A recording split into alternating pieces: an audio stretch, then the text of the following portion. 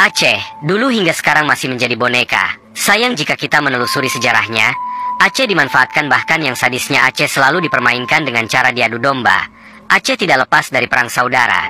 Seperti halnya Aceh pernah bertumpah darah di masa perang Cumbok yang pernah terjadi di Aceh. Perang ini ulah dari dua kubu. Antara kubu IN dengan B, dalih sudah kalah dan menang. Padahal itu cuma trik licik dari mereka untuk mengelabui Aceh. Mau tahu kisahnya? Simak video ini sampai selesai.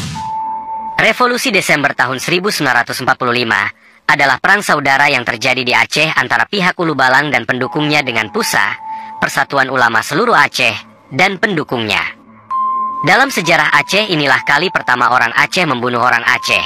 Sebuah catatan sejarah kelam yang seolah-olah terhapus dari ingatan orang-orang Aceh masa kini.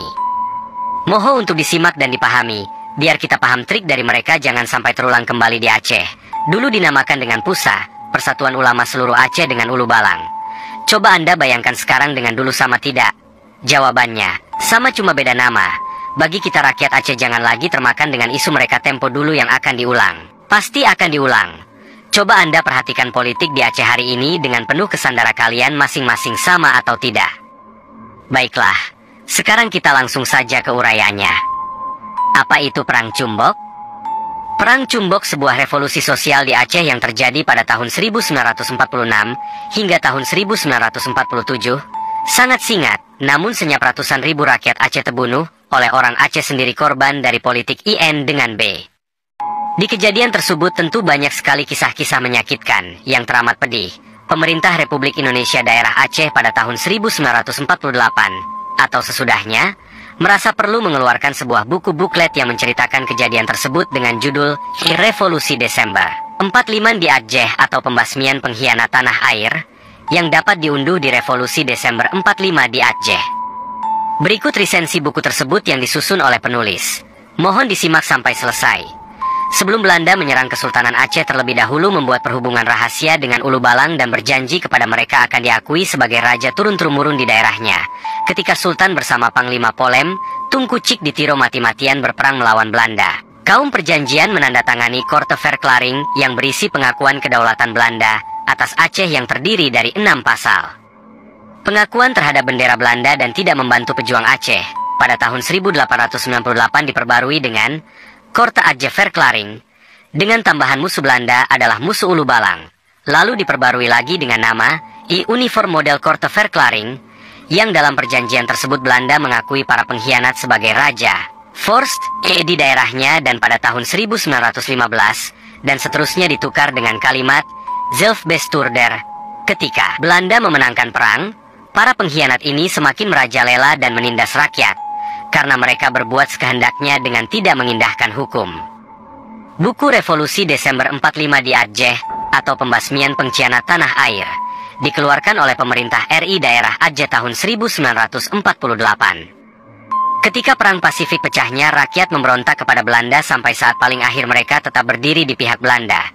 Ketika Jepang masuk dan berkuasa, rakyat awalnya mengira akan terlepas dari kekuasaan mereka, tapi ternyata Jepang berpendapat dan berpendirian mereka sudah par excellence, namun dimanfaatkan sebagai alat penjajahan.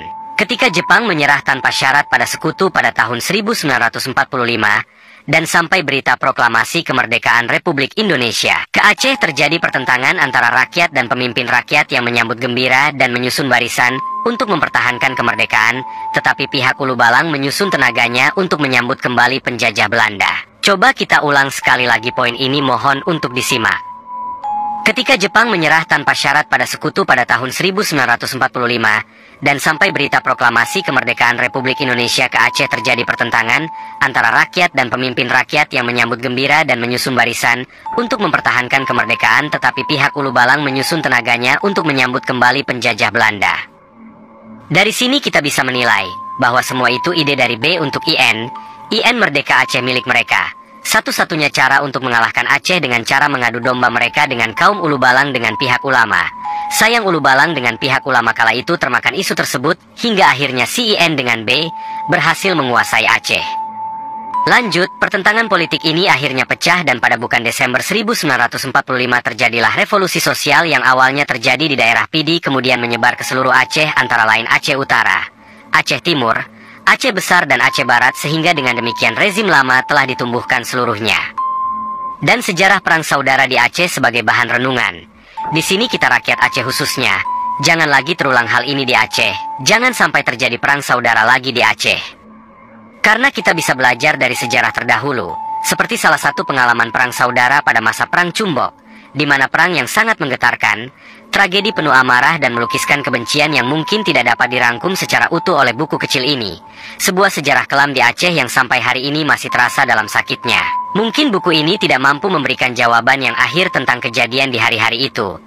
Tapi dari buku ini kita dapat belajar bahwa sejarah harus memiliki benih yang baik dan berkualitas sehingga dapat berfungsi sebagai pelajaran bagi kita generasi yang hadir belakangan agar dapat belajar dari kesalahan-kesalahan maupun kebaikan-kebaikan para pendahulu kita, orang tua kita, agar menjadi orang-orang yang lebih bijaksana. Ingat, jika kita rakyat Aceh lalai dan mudah termakan dengan isu dari mereka, bersiaplah perang saudara ini akan terulang dalam waktu terdekat. Jangan sebab partai kita akan bertikai. Berhati-hatilah, silahkan berperang, namun jangan sampai perang saudara.